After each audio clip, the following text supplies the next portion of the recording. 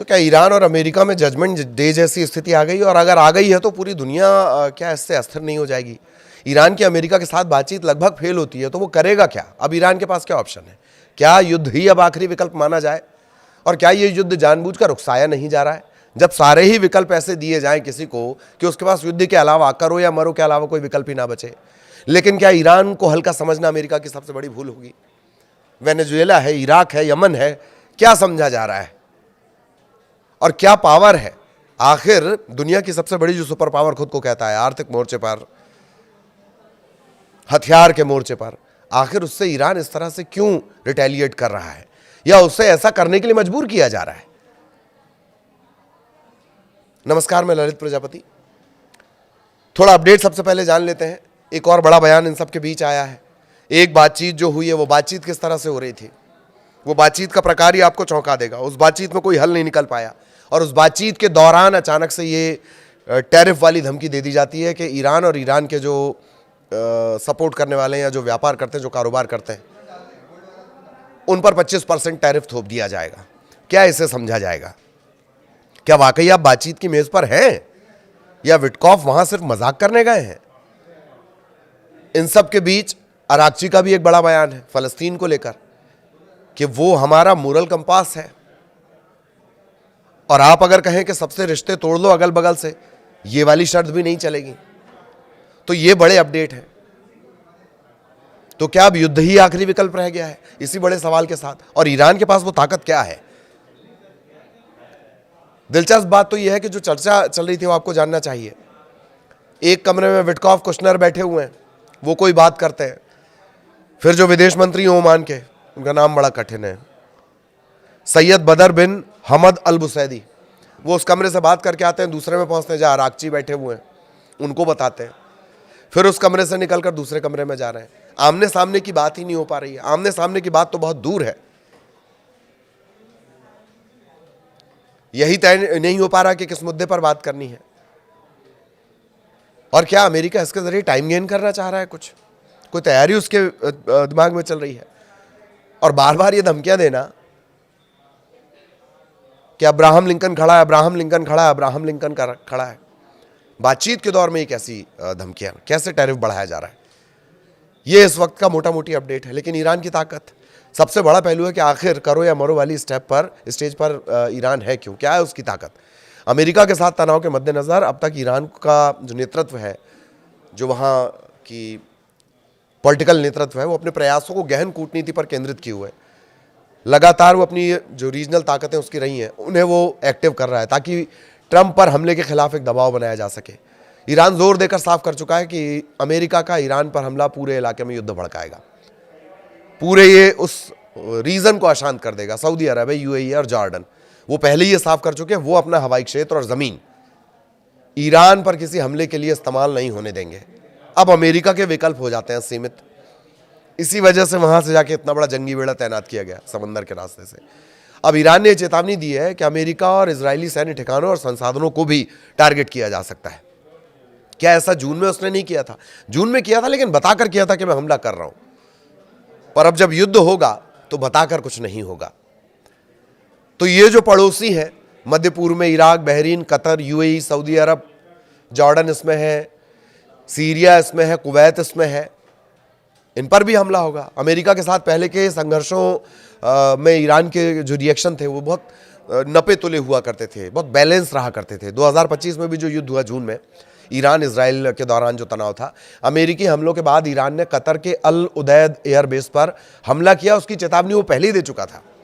इससे पहले जनवरी 2020 में कुछ फोर्स कमांडर कासिम सुलेमानी की हत्या के बाद इराक के एन अल असद एयरबेस पर हमले से पहले भी ईरान ने अमेरिका को आगाह कर दिया था। हालांकि मौजूदा हालात में ईरान किसी भी अमेरिकी हमले को अपने अस्तित्व के लिए खतरा मान रहा है। ये बोल चुका है वो कि मामूली सा हमला भी पूरे युद्ध माना जाएगा। हालिया शांति के दौरान ट्रंप ने कहा कि अब ईरान में नया नेतृत्व तलाशने का समय आ गया। वो तो खैर बार बार बदल रहे हैं, उसको लेकर भी हम आगे बात करेंगे।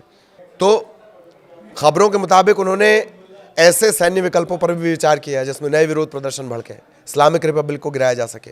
तो जैसे जैसे तनाव बढ़ा है, ईरान ने यह चेतावनी दी है कि किसी भी पैमाने पर हमला युद्ध की कार्रवाई माना जाएगा। इसे ईरान की तरफ से अमेरिका को ईरान के कमांड और कंट्रोल ढांचे पर सर्जिकल स्ट्राइक से रोकने के तौर पर देखा जा रहा है, कोशिश के तौर पर देखा जा रहा है। और जो रजा पहलवी है, निर्वासित नेता, वहीं रहते हैं।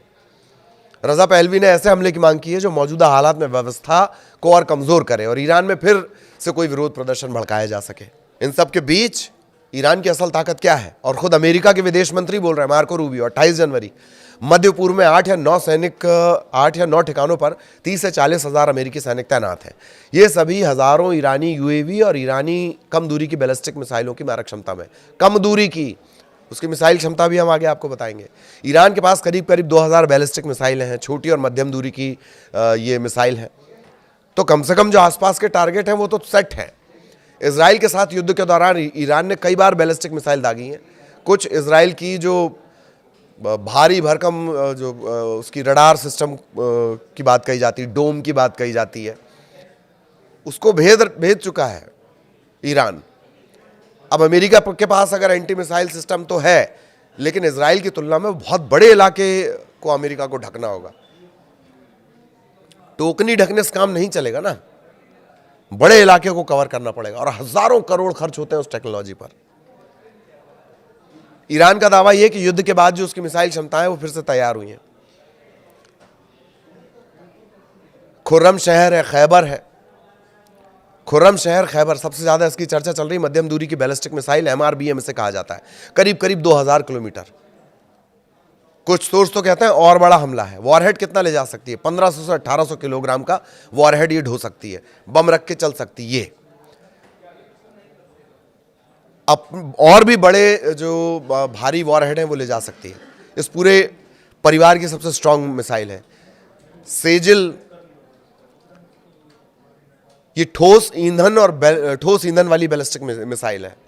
1500 से 2500 किलोमीटर तक मारक क्षमता है। नए अगर आधुनिक मानक में देखें, मिड टू लॉन्ग रेंज में ही आती है। ठोस ईंधन का मतलब कि तेज तैयारी और तेजी से लॉन्च इसका हो सकता है और जल्द से जल्द ये टारगेट पर पहुंच जाएगी। गदर 10, इसे गदर 110, इसे कद्र 110 भी कहा जाता है। मध्यम दूरी की बैलिस्टिक मिसाइल है, मारक क्षमता 1800 से 2000 किलोमीटर, वारहेड 650 से 1000 किलोग्राम तक का।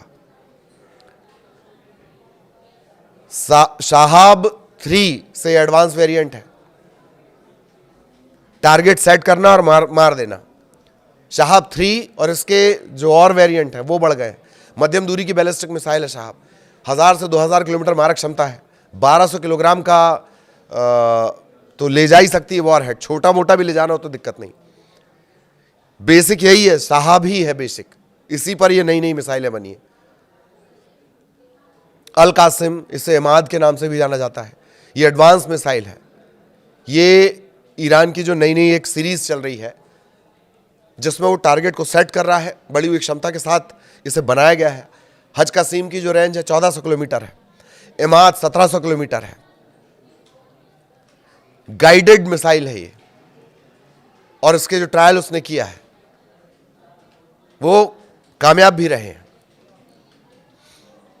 कई मिसाइलें ऐसी जो समुद्र से मार करने की, पानी से मार करने की क्षमता रखती हैं, और उनको इसलिए रखा गया है क्योंकि आपने जो चलता फिरता युद्ध का शहर अब्राहम लिंकन भेजा है उस पर टारगेट किया जा सके। रिपोर्ट यह भी किया जा रहा है कि रूस और चीन पिछले साल जून से ईरान की सैन्य क्षमताओं को बढ़ाने में लगातार मदद कर रहे थे। चलो आमने सामने ना सही, लेकिन पुराना स्टाइल क्या था ईरान का वो भी जान लो आप। अभी तो ये होगा कि ईरान की जो टेक्नोलॉजी है वो पुरानी है और अमेरिका की आधुनिक है। माना नहीं मुकाबला कर सकते, लेकिन वो अपनी परंपरागत रणनीति बदल सकता है।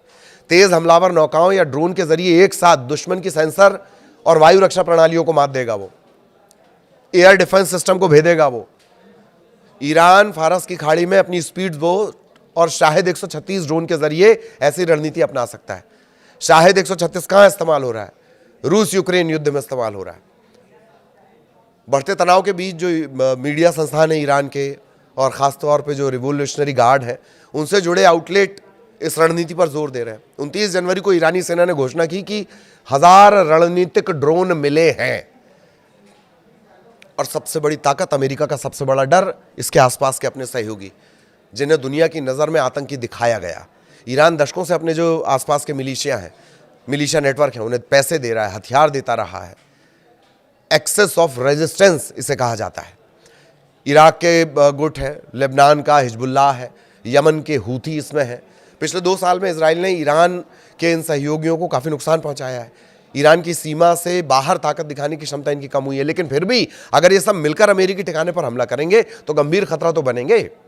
2025 के ईरान इजराइल युद्ध में ये गुट सीधे शामिल नहीं हुए, डायरेक्ट नहीं थे, लेकिन अगर ईरान के लिए अमेरिका से जब युद्ध होगा और उसके अस्तित्व का सवाल बनेगा तो ईरान और उसके सहयोगी की जो रिएक्शंस हैं वो बदल सकती हैं। बीबीसी की रिपोर्ट कहती है कि ईरान समर्थित जो पॉपुलर मोबिलाइजेशन फोर्स है पीएमएफ, इससे जुड़े कुछ इराकी गुटों ने ईरान की रक्षा करने की बात कह दी है। काताइब हिजबुल्लाह ने एक्सेस ऑफ रेजिस्टेंस से ईरान के समर्थन के लिए तैयार रहने को कहा है। इसी तरह अल नुजाबा मूवमेंट और बद्र संगठन ने भी ईरान का समर्थन करने का ऐलान कर दिया। हिजबुल्लाह के महासचिव शेख नईम कासिम ने ईरान के समर्थन की बात कही है, हमले की चेतावनी भी दे दी है, लेकिन कहा है कि अगर अमेरिका हमला करेगा तो यह समूह तय करेगा कि कब और कैसे हस्तक्षेप करना है। हालांकि इराक और लेबनान दोनों जगह इन गुटों पर हथियार छोड़ने का दबाव है, लेकिन अगर वो संघर्ष में उतरते हैं तो ताकत बढ़ेगी ईरान की। अगर अमेरिका ईरान पर हमला करता है तो हूथी लाल सागर में अमेरिकी जहाज़ों पर फिर से हमले शुरू हो जाएंगे। 26 जनवरी को हूथी गुटों ने आग में घिरे एक जहाज़ की तस्वीरों का वीडियो जारी किया था और उसमें एक शब्द लिखा हुआ था, जल्द। हालांकि मई 2025 में अमेरिका से संघर्ष विराम पर ये बरकरार रहना चाहेंगे अगर हूथी, जो 2025 में हुआ, तो फिर ईरान का साथ ना देने का भी फैसला कर सकते हैं।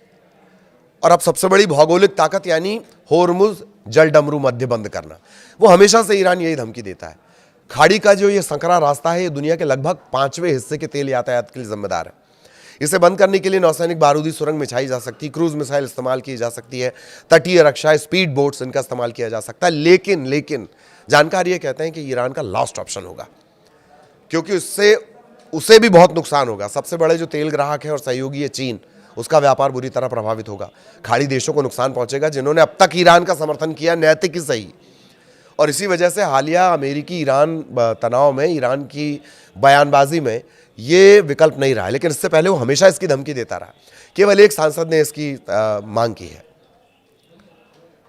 और सबसे बड़ी बात, अमेरिका भी इस बात को जानता है कि इस बार वेनेजुएला, इराक, सीरिया, यमन जैसा मामला नहीं है, वरना बार बार अब्राहम लिंकन की धमकी कौन देता है? अरे भैया, इतना बड़ा युद्ध बरसाने वाला शहर है तो बरसा दो बम।